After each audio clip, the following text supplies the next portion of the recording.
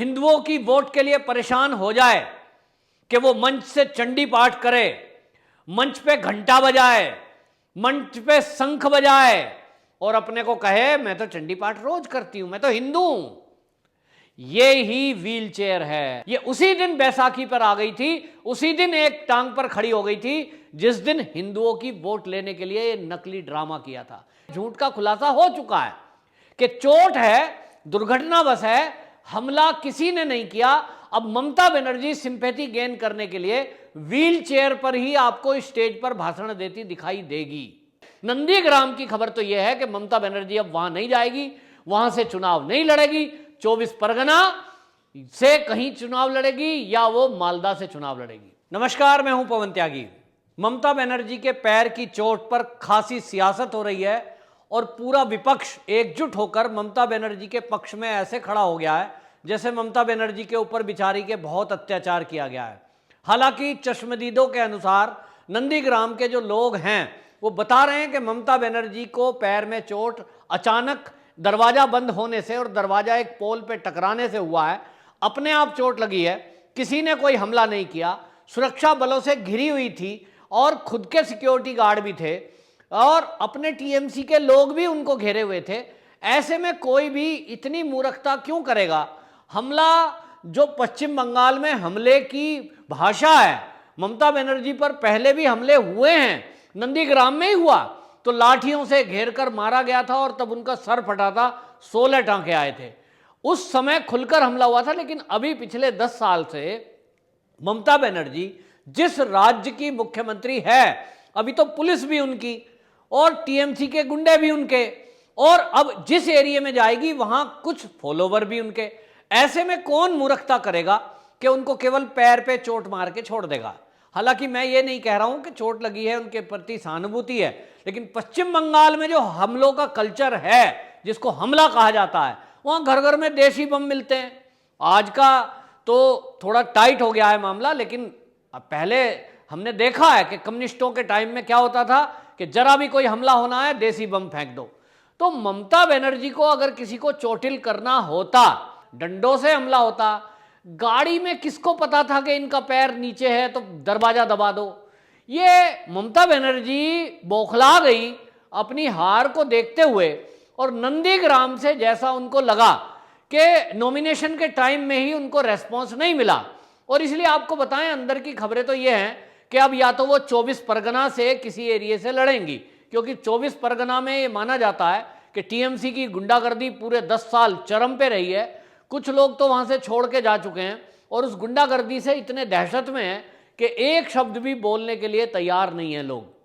या फिर वो मालदा से लड़ेगी जहां मुस्लिम बहुल एरिया हैं, मतलब उनको लगता है कि बांग्लादेशी और रोहिंग्या वो उनके पक्के वोटर हैं, वो उनको वोट देंगे। हिंदुओं को तो उन्होंने दुखी किया है, परेशान किया है, दुर्गा पूजा रोकी, सरस्वती पूजा रोकी, उनको गाली दी, उनको पिटाई करी, तो इसलिए उनको लगता है हिंदू के भरोसे अब नहीं जीता जा सकता।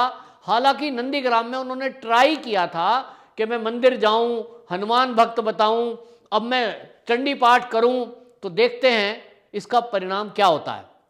तो शंकर जी के मंदिर में गई थी, लेकिन शंकर जी के मंदिर और जगह जगह मंदिरों में जाने के बावजूद भी उनको कोई सहानुभूति हिंदुओं की तरफ से मिलती नहीं दिखी, और इसलिए उनको मन में आया कि कुछ रचा जाए ड्रामा। और इसलिए खेला को तो वो पहले से कह रही थी, शायद ये खेला जो उनके एडवाइजर हैं चुनाव के, जिनकी पीआर कंपनी है, वो पीके जो है ऐसी सलाह देते हैं, केजरीवाल को कह दिया थप्पड़ लगवाओ, इनको कह दिया कुछ कराओ, इस तरह की कुछ उल्टी पुल्टी सजाए सलाह वो देते रहते हैं। शायद इनको कह दिया हो कि भाई अब चोट लगी है। चोट लगने के तुरंत बाद ममता बनर्जी का कोई बयान नहीं आया था।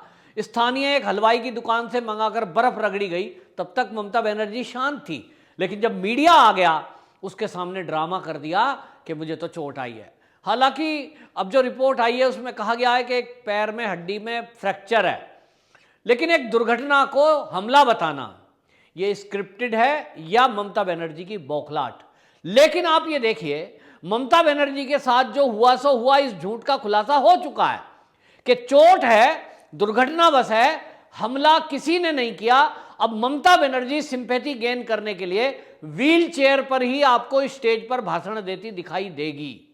तो व्हील चेयर पर जो फिजिकली है वो आपने अब दिखाई देगी, लेकिन मैं आपको एक राजनीतिक विश्लेषक होने के नाते आपको बता रहा हूं कि ममता बनर्जी लंगड़ाती हुई व्हील चेयर पे तो उस दिन दिख गई थी जिस दिन मंच से वो चंडी पाठ कर रही थी। क्योंकि जो ममता बनर्जी मंच पे नमाज पढ़ती है, रोहिंग्याओं का खुला समर्थन करती है, केंद्र सरकार तक को चुनौती दे देती है कि देखती हूं बांग्लादेशियों को कौन यहां से निकालता है, वो घोषणा कर देती है कि देखती हूं पश्चिम बंगाल में कौन है जो सीए लागू करा देता है, इसके लिए प्रस्ताव पास कर देती है, और वो चुनौती देती है कि देखती हूं कि यहां शारदा चिटफंड घोटाले की जांच सीबीआई कैसे करती है। मतलब सीबीआई को भी चुनौती, मिलिट्री को आने के लिए चुनौती। मिलिट्री अगर वहां आती है एक डेली रूटीन एक्सरसाइज के लिए, तो वो कहती है सेना यहां नहीं आएगी। पहले मुझे बताओ, एक ऐसी लेडी जो सेना को चुनौती देती है, केंद्र सरकार को चुनौती देती है, वो सीबीआई को चुनौती दे देती है, और वो बीजेपी के कार्यकर्ताओं की चुन चुनकर हत्या करवाती है। इसका मतलब बीजेपी के पूरे कैडर को उसने चुनौती दे डाली। अब वो ममता बनर्जी जो कट्टर मुस्लिम बनकर के लोगों के सामने आ रही थी और नमाज पढ़ते हुए स्टेज पर खुलेआम अपना प्रचार भी करवा रही थी, वो यदि इस कदर हिंदुओं की वोट के लिए परेशान हो जाए कि वो मंच से चंडी पाठ करे, मंच पे घंटा बजाए, मंच पे शंख बजाए और अपने को कहे मैं तो चंडी पाठ रोज करती हूं, मैं तो हिंदू हूं, ये ही व्हील चेयर है। ये व्हील चेयर फिजिकली नहीं है, ये उसी दिन बैसाखी पर आ गई थी, उसी दिन एक टांग पर खड़ी हो गई थी जिस दिन हिंदुओं की वोट लेने के लिए ये नकली ड्रामा किया था। क्योंकि ड्रामे के अलावा और ये कुछ भी नहीं है। ममता बनर्जी के मन में एक्चुअल में हिंदू के लिए यदि कुछ होता तो जय श्री राम के नारे का जवाब जय श्री राम से देती। वो बौखलाती नहीं कि गिरफ्तार कर लो कौन ये नारा लगा रहा है। जिस दिन दुर्गा पंडाल को वो रोक लगा रही थी, वो अच्छी तरह जानती है, जो अगर दुर्गा का भक्त होता, वो चंडी पाठ डेली करने वाली होती, मां दुर्गा के प्रति उनकी श्रद्धा होती, तो वो कहती कि दुर्गा पंडाल जितने हैं वो सजें, उनको मेरी तरफ से जो सुविधा देनी है वो दी जाए। चुनावी साल में जरूर उन्होंने 50,000 रुपए की घोषणा की, लेकिन वो जो 50,000 रुपए थे वो भी टीएमसी के गुंडे अपनी जेब में डकार गए, आम जनता तक नहीं पहुंचे। वो पंडाल वही लगे जो टीएमसी के गुंडे चाहते थे, जहां जहां गुंडे चाहते थे वहीं वहीं वो पंडाल सजे। यानी 50,000 रुपए अपने ही लोगों को दिए, टीएमसी के गुंडागर्दी करने के लिए उनको पैसे को दिया गया। आम जनता गली मोहल्ले में जो छोटे छोटे पंडाल लगाती थी उनको इजाजत नहीं दी गई। सरस्वती पूजा के लिए भी मूर्ति विसर्जन को और सरस्वती पूजा को जगह नहीं दी गई।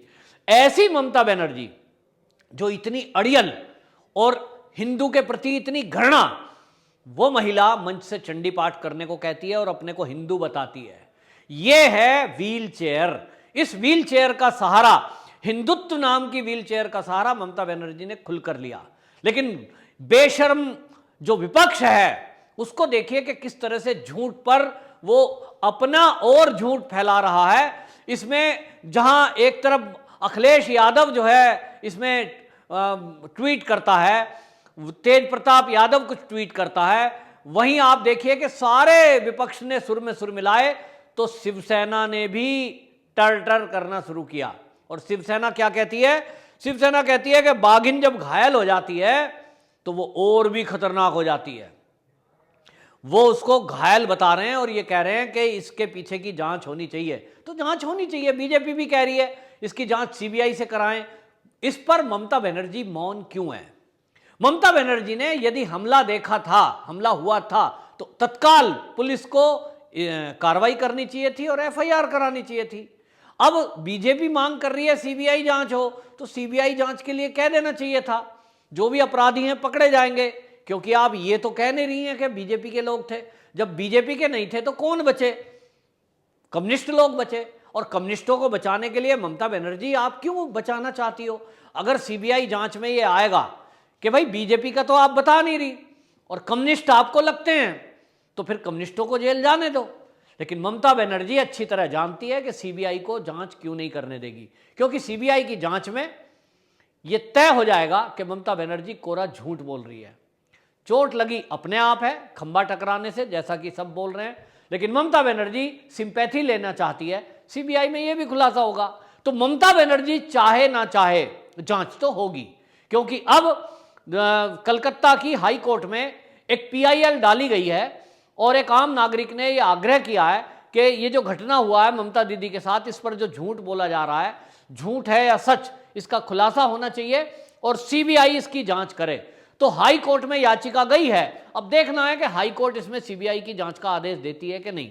यदि सीबीआई की जांच हुई तो ममता बनर्जी का ये स्क्रिप्टेड ड्रामा, इसका सब खुलासा हो जाएगा। और ये जितना विपक्ष चिल्ला रहा है इसका भी ड्रामा, वो high voltage drama Mamata Banerjee का देखिए कि वो जो राज्य का चुनाव आयोग है उस पर भी सवाल उठाता है और उसकी भी कंप्लेंट करने दिल्ली में मुख्य चुनाव आयुक्त के कार्यालय जाते हैं, मीडिया को खबर करके जाते हैं और बाहर आकर कहते हैं कि वहां डीजीपी को बदला गया, ये भी गलत था, वहां जो मुख्य जो राज्य चुनाव आयोग है वो भी गलत है, और हमारी सुरक्षा जो की जा रही है वो भी गलत है, केंद्र सरकार गलत है और इसकी जांच निष्पक्ष ये मुख्य चुनाव आयुक्त कराए। ये ड्रामा रचा गया। इसी बीच में आप ममता बनर्जी के एक जो टीएमसी के कार्यकर्ता है उनका बड़बोलापन देखिए, उनका बदजुबानी देखिए। टीएमसी का एक नेता है मदन मित्रा। ये मदन मित्रा वही है जिसने कुछ दिनों पहले ये बयान दिया था कि जो परशुराम थे वो परशुराम जो है रोज बीफ खाते थे, यानी गाय का मांस खाते थे, और ये गाय का मांस उनके लिए सीता माता बनाती थी। काफी ये विवाद में आए और ये ममता बनर्जी एक शब्द इनके बारे में नहीं बोली। जो कट्टर हिंदू बन रही है, जो डेली चंडी पाठ करती है, उसने अपने इस कार्यकर्ता को ये नहीं कहा, मदन मित्रा को, कि तुम इतनी बकवास क्यों कर रहे हो। यदि रोज पाठ करने वाली ममता है तो क्या उसको नहीं पता कि परशुराम कौन थे, सीता माता कौन थी? तुम उनको गाय मांस खाने और खिलाने वाला बता रहे हो। आज तुम चुनाव आ गया है तो हिंदू बन रहे हो। ये जो मदन मित्रा है ये कहता है कि ये जो ममता दीदी का हमला है, ममता दीदी के ऊपर नंदीग्राम में हमला हुआ, ये हमला ममता को मारने के लिए, उनकी हत्या करने के लिए हुआ। और वो एक कदम और आगे बढ़ जाते हैं और वो कहते हैं ये हमला आरएसएस के गुंडों ने किया है, निक्करधारियों ने किया है, निक्करधारियों को इस बात की ट्रेनिंग मिलती है। और इसलिए वो आरोप लगा देते हैं और आरोप लगाकर ही यहां शांत नहीं होते, वो उसको जोड़ते हैं गोधरा से। वो कहते हैं ये तो गोधरा हो जाता, अगर ये गुजरात की घटना होती तो गोधरा जैसा कांड हो जाता। गोधरा में क्या हुआ था?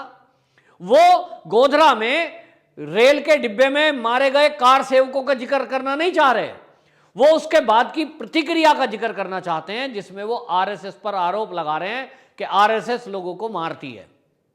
ये इस समय चुनावी माहौल में मदन मित्रा का यह बयान देना, आरएसएस को घेरना, गोधरा पर सवाल उठाना और सीता माता के बारे में अपमानजनक और परशुराम जी के बारे में अपमानजनक बात कहना, यह बिल्कुल असहनीय है। और पश्चिम बंगाल के लोग समझे इस बात को कि इसने पूरे हिंदू समाज का अपमान किया है जिसमें ममता बनर्जी की पूरी पूरी सह है। और इसलिए यह पूरी एक योजना है कि झूठ के आधार पर पश्चिम बंगाल में हिंदुओं को मूर्ख बनाया जाए और उनकी वोट बटोरी जाए। और ये मूर्ख हिंदू है कि नहीं, ये चुनाव से फैसला होगा। लेकिन ममता बनर्जी हिंदुओं को मूर्ख मानती है। इतना इस झूठ के प्रसार में और अपने को हिंदू बताने का ये जो ड्रामा रच रही है, इससे ये तय हो चुका है कि ममता बनर्जी को लगता है कि हिंदू मूर्ख है, तुझे वोट दे ही देगा। तो ये चुनाव के बाद पता चलेगा। बहरहाल जो खबरें हैं, नंदीग्राम की खबर तो यह है कि ममता बनर्जी अब वहां नहीं जाएगी, वहां से चुनाव नहीं लड़ेगी, 24 परगना से कहीं चुनाव लड़ेगी या वो मालदा से चुनाव लड़ेगी। वंदे मातरम।